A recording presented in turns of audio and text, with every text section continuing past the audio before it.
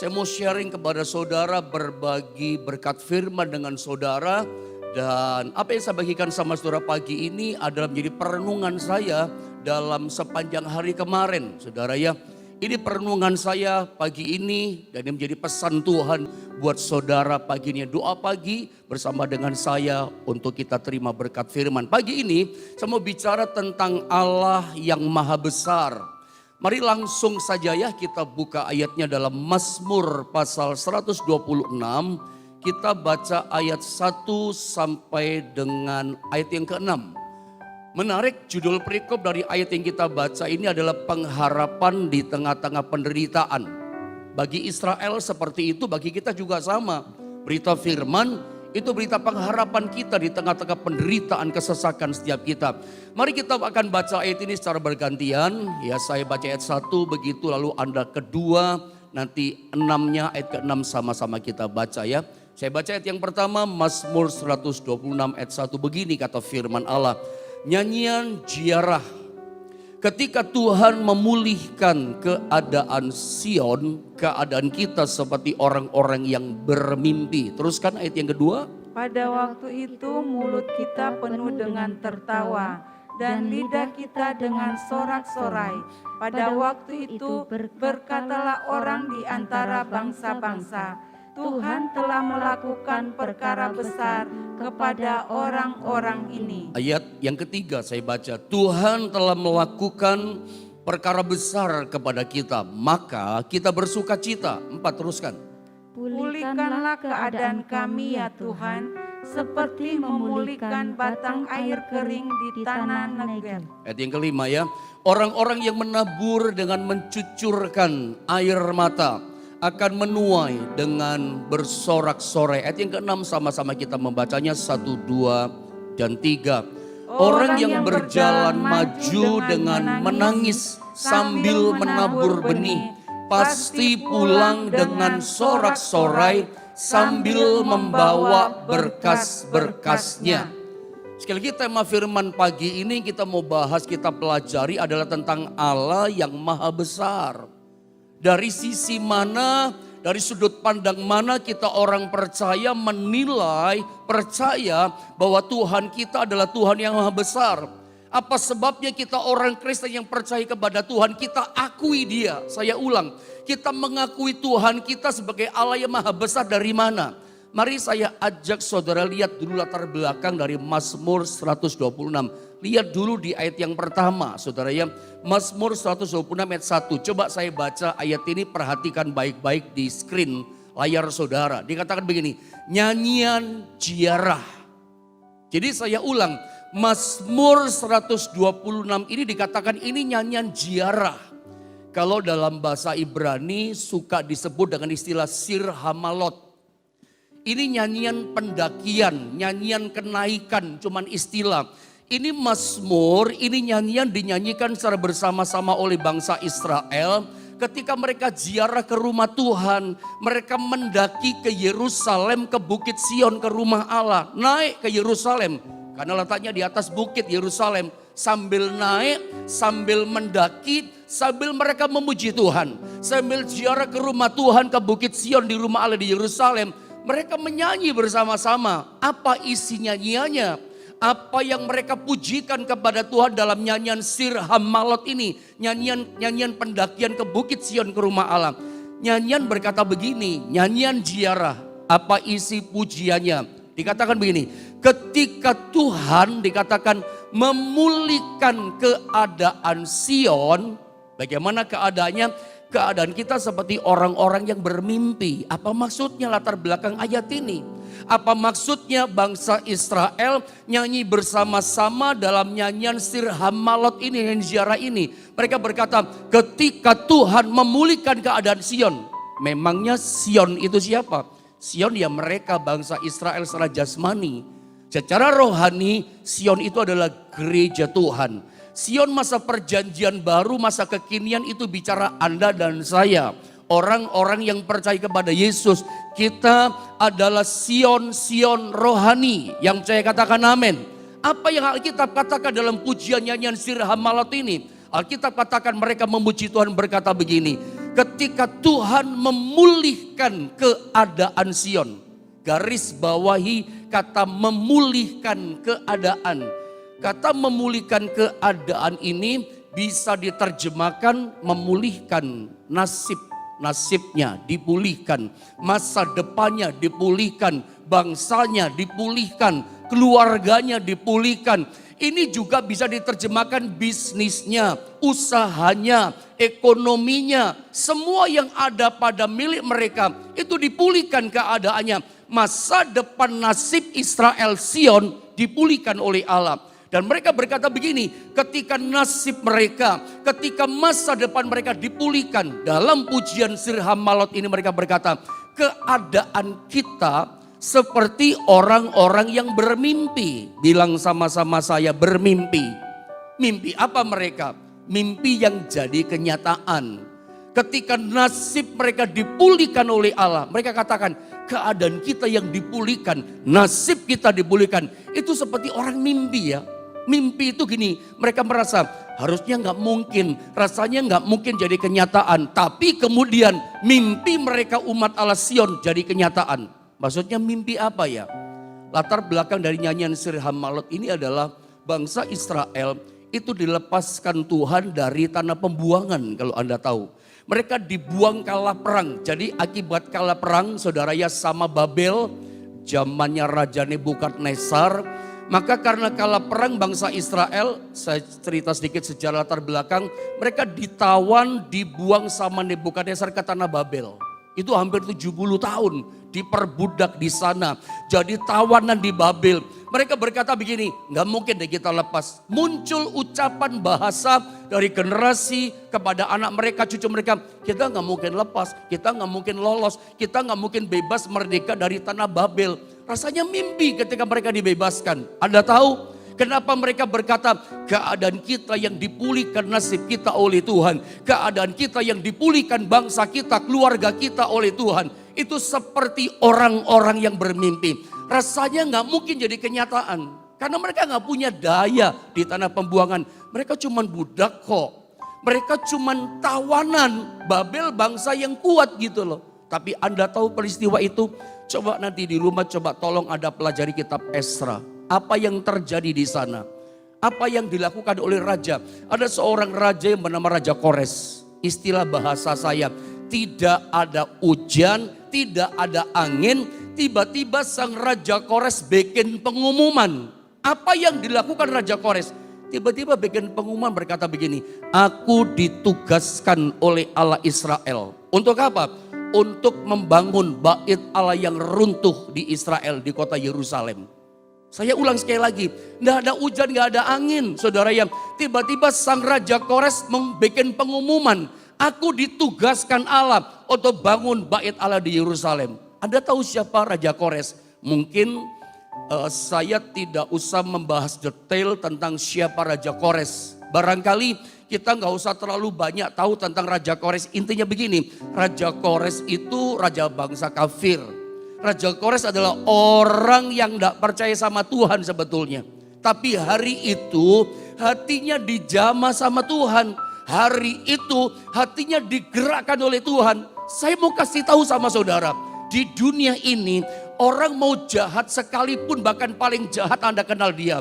Tapi biarpun dia orang yang paling jahat di mata saudara. Kalau Tuhan sudah jamah hatinya, orang yang paling jahat bisa jadi orang yang paling baik kalau Anda ngerti. Karena apa? Karena dia Tuhan yang besar. Apa yang Anda nggak mampu lakukan, dia Tuhan yang maha besar mampu lakukan. Makanya seringkali kita ngalami mimpi kita itu loh bisa jadi kenyataan. Hal-hal yang besar itu bisa terjadi dan kita alami dalam hidup kita. Kenapa bisa begitu? Karena kita percaya kepada Tuhan yang maha besar. Sederhana.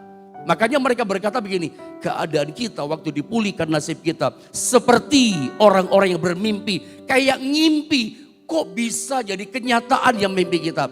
Itu dialami oleh orang Israel. Mimpi yang jadi kenyataan, keinginan, harapan yang rasanya semu tapi jadi kenyataan. Karena harapan yang terlalu besar untuk mereka bisa bebas. Saya cuma cerita saudara ya, Israel itu 2 kali jadi budak. Israel 2 kali di tanah pembuangan. Yang pertama di tanah Mesir, mereka diperbudak. Memang Allah bebaskan mereka. Tapi Anda tahu ceritakan perbudakan di tanah Mesir hampir 400 tahun. Allah bebaskan umatnya itu pakai tulah, pakai bencana. 10 tulah dibombardir dari mulai air jadi darah sampai tulah ke-10 kematian anak sulung. Terus dihantam sama Tuhan. Butuh 10 tulah. Sampai Fir'aun dan orang Mesir hand up, angkat tangan. Sudah deh, kamu semua keluar dari tanah Mesir. Lewat tulah, lewat cara Tuhan seperti itu. Tetapi ketika dibebaskan dari tanah perbudakan di Babel, nggak pakai tulah, nggak pakai perang, nggak pakai ini itu babi bu bebo. Tiba-tiba sang Raja Kores bangsa kafir ini berkata, aku ditugaskan oleh Allah untuk membangun bait Allah yang runtuh di Yerusalem. Padahal orang nggak kenal Tuhan. Seringkali jangan berpikir bahwa orang yang bisa tolong saudara, orang yang bisa memberkati saudara, orang yang bisa membawa saudara mengalami perkara yang besar itu orang-orang yang wow, yang hebat. Orang-orang yang Anda pikir, oh dia pasti tolong. Kadang-kadang orang-orang di luar pemikiran kita pikir nggak mungkin, nggak bisa. Justru orang seperti ini bisa dipakai sama Tuhan. Semua bilang sama saudara, Tuhan kita Tuhan yang maha besar dan kuasanya dia tidak terbatas. Hari ini mungkin 2022, ada banyak di antara saudara punya mimpi, punya harapan. Mungkin dalam hatimu berkata, mimpiku terlalu besar pendeta, saya orang kecil, saya orang susah. Tunggu dulu.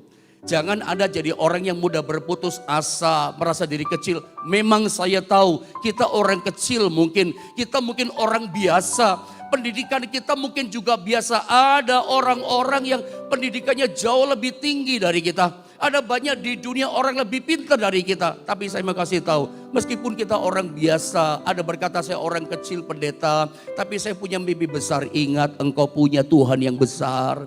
Mimpimu yang besar bisa jadi kenyataan. Tahun ini 2022, Anda boleh bermimpi, Anda boleh punya cita-cita besar, silakan. Tuhan kita Tuhan yang besar. Nanti saya jelaskan sama saudara. Kenapa kita mengakui dia sebagai Tuhan yang besar. Sekarang saya mau masuk di ayat yang kedua. Mungkin fokus saya di ayat yang kedua. Itu baru pendahuluan tentang latar belakang nyanyian Sir Hamalot ini kan. Sekarang kita lihat ayat yang kedua. Saya baca saudara ya. Perhatikan dengan baik, kita mulai masuk di sini. Pada waktu itu mulut kita dikatakan penuh dengan tertawa. Saking sukacitanya mimpi jadi kenyataan. Pada waktu itu, pada waktu nasib mereka, hidup mereka dipulihkan Tuhan. Mulut mereka penuh dengan tertawa, mereka bersukacita. Dan lidah kita dengan sorak-sorai. Pakai kata ini lagi, pada waktu itu ketika nasib mereka dipulihkan Tuhan, ketika mimpi mereka jadi kenyataan, pada waktu mereka dipulihkan mimpi jadi kenyataan, berkatalah, saya kasih garis merah, berkatalah orang di antara bangsa-bangsa, ini bangsa-bangsa kafir, orang di antara bangsa-bangsa yang gak kenal Tuhan. Mereka sampai memuji Tuhan. Orang yang gak kenal Tuhan sampai mereka memuliakan, membesarkan Tuhan. Mereka berkata begini, Tuhan telah melakukan perkara besar kepada orang-orang ini. Sampai bangsa-bangsa lain, bangsa kafir yang gak kenal Tuhan.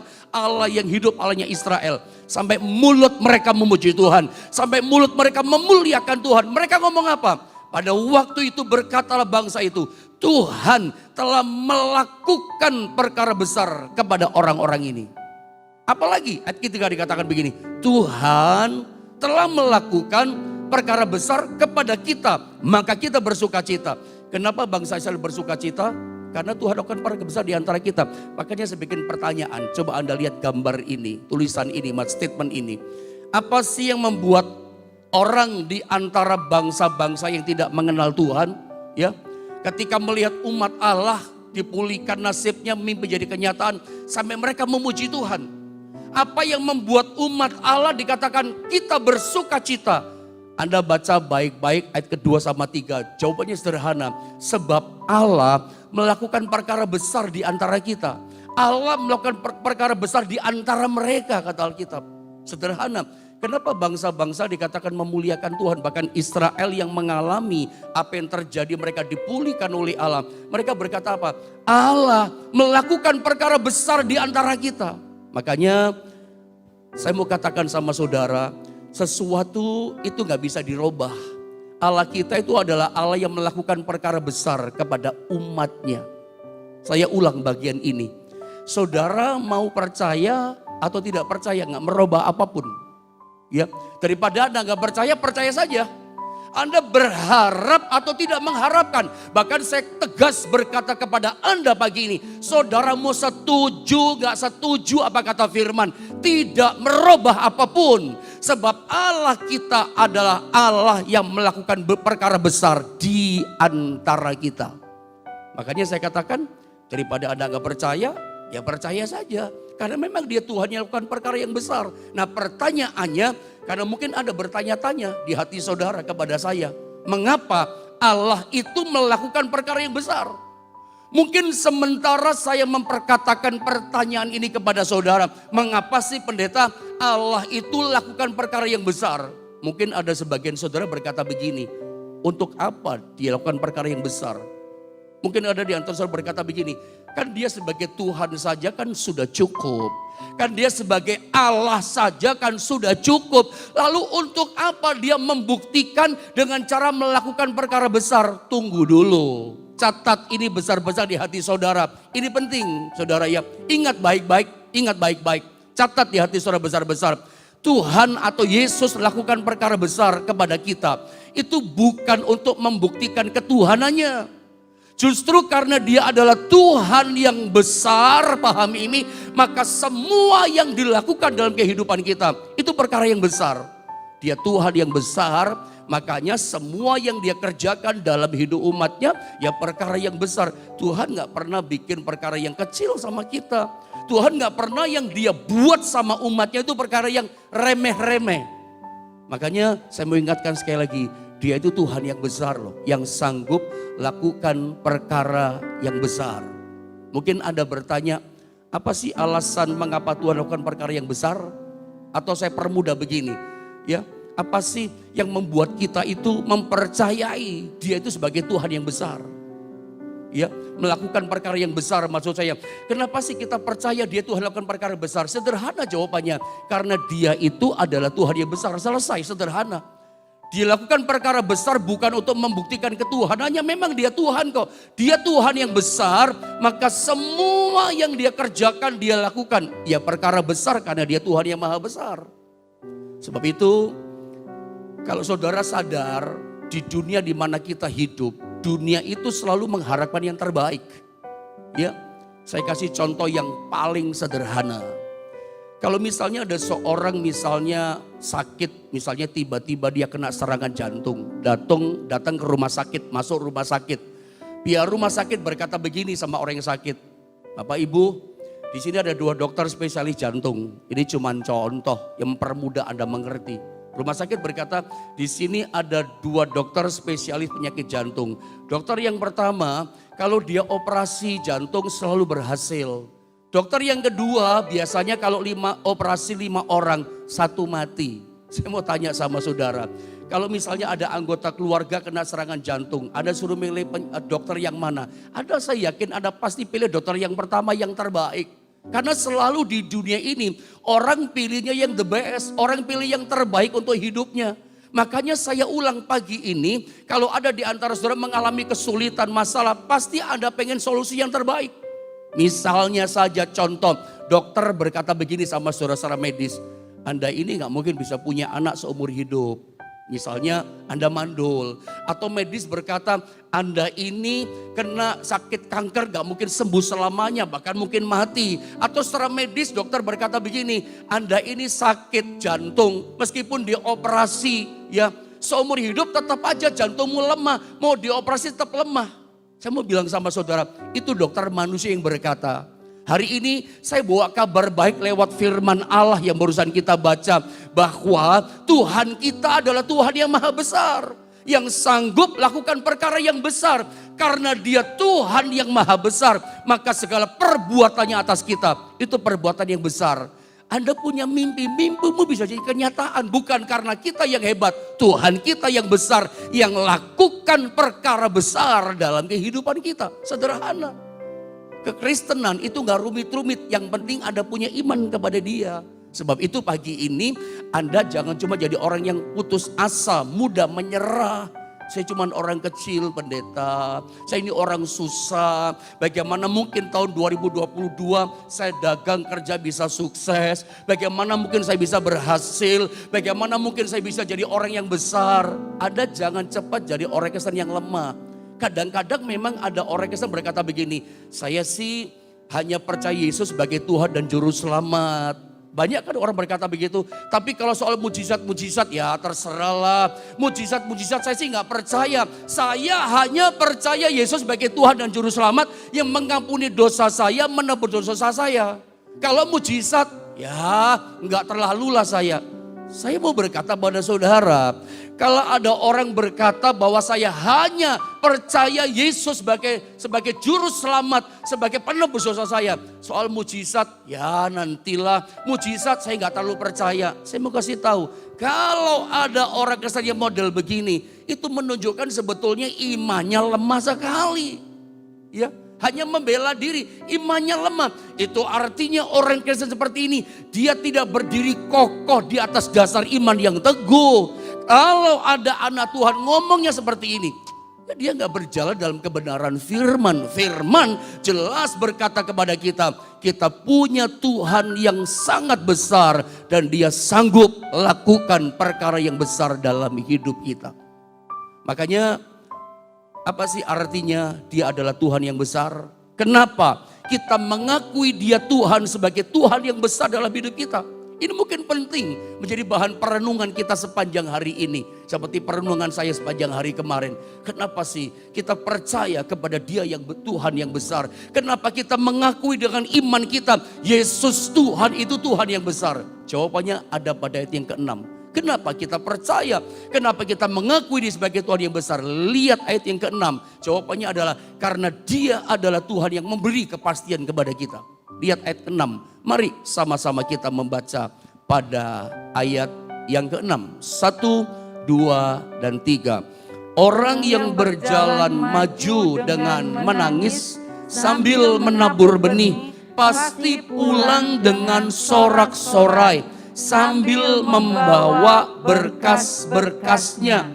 Saya kasih garis merah kata pasti. Orang yang berjalan maju dengan mencucurkan air mata. Orang yang berjalan maju menabur sambil menangis. Alkitab katakan apa? Dia pasti pulang dengan sorak-sorai sambil membawa hasil panen. Membawa berkas-berkas yang limpah. Pasti pulang dengan sorak-sorai. Pasti pulang dengan sukacita, bawa hasil penuaian. Padahal ketika dia berjalan maju, itu sambil menangis, sambil menabur benih. Aneh saudara ya, tapi pulang pasti dengan sorak-sorai sambil bawa hasil panen, kata Alkitab, pasti loh. Makanya saya beritahu hal yang pertama sama saudara. Kenapa kita mengakui Dia dan percaya kepada Dia. Dia itu Tuhan yang besar. Kenapa sampai hari ini kita ngotot dengan iman yang teguh. Kita berkata kepada dunia, aku punya Tuhan yang besar loh. Kenapa? Karena Dia adalah Tuhan yang bisa memberikan kepastian pada kita. Bagi dunia ya, air mata itu awal dari kegagalan. Bagi pandangan orang dunia yang namanya tangisan air mata itu awal dari kehancuran. Bagi penilaian dunia yang namanya air mata melelet itu awal dari ketidakberhasilan. Kamu gak berhasil. Karena memang konotasi daripada air mata yang keluar dari air mata kita itu adalah kesedihan, kegagalan, ketidakberhasilan. Tetapi itulah dunia. Tetapi Alkitab kasih kepastian bahwa orang yang tetap maju meskipun sambil menangis mungkin ada pergumulan. Orang punya pergumulan bisa nangis, sedih mungkin bisa dialami. Tapi kalau dia tetap komitmen maju dalam Tuhan, tetap menabur. Pagi ini menabur itu tidak selalu uang. Memang salah satu konotasi menabur adalah berkat dengan uang yang kita punya. Itu menabur. Menabur itu pasti sedih kok, pasti kehilangan. Tapi Anda bangun pagi ini juga bagaikan menabur. Menaburlah yang baik di tahun 2022 ini. Orang yang menabur dengan menangis sambil mencucurkan air mata, tetap dia maju. Alkitab katakan, nanti dia pasti pulangnya dengan sorak-sorai sambil bawa hasil panen. Saudara mesti belajar, di dalam dunia ini saudara ya tidak bisa memberikan kepastian. Tapi Tuhan kasih kepastian. Ini yang membuat kita mengakui dia Tuhan yang maha besar. Dia kasih kepastian. Makanya kalau saudara baca dalam Alkitab, saya udah baca Alkitab berkali-kali dari Kejadian sampai Wahyu bolak-balik. Dan saya harus berani berkata kepada saudara, di dalam Alkitab tidak ada Tuhan itu berjanji, Yesus berkata kepada kita dengan ragu berkata semoga, mudah-mudahan gitu ya. Enggak, Tuhan selalu berkata pasti. Satu contoh, Yesus gak pernah berkata aku adalah jalan kebenaran dan hidup. Tuhan gak berkata mungkin aku adalah jalan kebenaran dan hidup. Yesus berkata begini, dia gak pernah berkata semoga, berserulah kepadaku semoga aku menjawab engkau. Gak ada itu ayat. Berserulah kepadaku dan aku pasti menjawab engkau. Itu Alkitab. Baca di Alkitab Kejadian sampai Wahyu. Gak ada janji Tuhan, firman Tuhan berkata kepada kita mudah-mudahan aku adalah jalan kebenaran dan hidup. Nggak ada, itu kepastian. Dunia di mana kita hidup gak bisa beri kepastian. Ini cuman contoh. Coba contoh kalau ada datang kepada dokter. Ini contoh dunia di mana kita ada. Nggak ada kepastian. Orang sakit datang kepada dokter. Singkat kata, dokter diagnosa dia. Bapak, Anda sakit ini. Lalu dokter kasih resep. Setelah kasih resep, dokter berkata begini, ini resep minum 1 hari 3 kali, minum 5 hari ya Pak. Nanti biasanya dokter berkata begini, 5 hari setelah Anda minum obat, badannya rasa belum sehat, belum ada perubahan, nanti datang lagi ya. Ada dokter berkata begitu kan kepada Anda. Tetapi kalau Anda yang mendengar firman Allah ini, Anda adalah seorang dokter dan Anda dokter Kristen. Anda adalah dokter yang percaya pada Tuhan, seharusnya nggak berkata seperti itu dong. Coba jadi jawaban bagi dunia. Ketika Anda tulis resep, kasih sama pasienmu, Pak dokter, Bu dokter, beritahu sama pasienmu, saya lakukan yang terbaik untuk Anda, penyakit Anda. Dan saya berdoa Tuhan menyembuhkan penyakit Anda dengan luar biasa. Atau pakai kata-kata yang lain. Ya, satu contoh yang saya sodorkan sama saudara menunjukkan dunia gak ada kepastian. Maafkan kalau saya katakan terus terang, dunia gak ada kepastian. Apalagi orang yang jual asuransi, insurance, ya kan. Begitu datang jual asuransi, seperti datang kepada Anda, datang kepada saya. Begitu dia ngomong bla bla, saya mau tawarkan asuransi ini, ya. Barangkali nanti kita nggak tahu Pak, ke depan Bapak mati, ya kan? Belum ngomong mati Bapak, ya kan saudara ya. Nanti jangan-jangan ke depan Bapak kerja mengalami kecelakaan kerja, jarinya putus atau kelingkingnya putus, tunjukkan tabelnya ini segala macam. Saya cuma kasih contoh saja, bukan masalah profesinya. Dunia nggak bisa kasih kepastian. Barangkali ini. Hanya Yesus yang bisa berikan jawaban kepastian. Kalau dia berjanji, dia pasti sanggup menggenapinya. Sederhana saja. Makanya hari ini saudara ya, karena dunia nggak bisa memberi kepastian, seringkali manusia cari kepastian dengan setan. Mau buka kerja saja, mesti tanya sama dukun. Mau buka kerja, mesti tanya sama orang pintar, hari apa yang cocok untuk saya bisnis. Ini pintunya jendela mesti ngadep kemana supaya kerjaannya bagus. Ini laci tempat nyimpen uang ini ngadepnya kemana. Coba tanya ngadepnya kemana sama yang lain segala macam. Padahal kalau Anda kerja dengan iman percaya, Tuhan kasih kepastian kok. Kalau Anda percaya sama dia, Tuhan pasti kasih untung dan berkat sama saudara. Tapi seringkali orang mulai bermain dengan setan. Karena merasa apa? Dunia gak ada kepastian. Pengen cari kepastian kepada siapa? Kepada iblis. Suka baca apa kata bintang. Virgo berkata ini, berkata segala macam.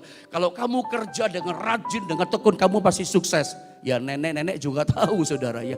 Tapi orang jadi geblek, jadi dibodohin sama apa kata bintang. Padahal kepastiannya bukan di situ. Saya ulang sekali lagi pada bagian pertama ini. Kepastian itu hanya ada di dalam Yesus.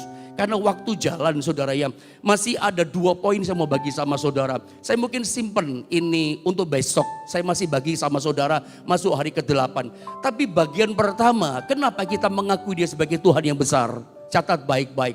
Karena dia adalah Tuhan yang besar. Dia lakukan perkara yang besar dalam kehidupan kita. Saya percaya di tahun 2022 ini mungkin Anda punya harapan-harapan yang besar. Saya sebagai gembala pun untuk gereja ini saya punya harapan yang besar. Dan saya letakkan percaya saya kepada Tuhan yang besar. Dan selama ini 2021, 2020 saya tahu ada banyak harapan-harapan besar terlaksana. Mungkin Anda alami, saya alami. Kuncinya cuma satu kok, karena kita punya Tuhan yang besar. Makanya belajar di awal tahun ini, letakkan pengharapanmu, mimpi-mimpi besarmu kepada Tuhan yang besar. Saya mau ingatkan, kamu punya Tuhan yang besar, yang sanggup lakukan perkara besar dalam hidupmu. Dan doa saya, harapan saya, di sepanjang tahun ini ada banyak mengalami perkara-perkara yang besar dalam kehidupan setiap kita.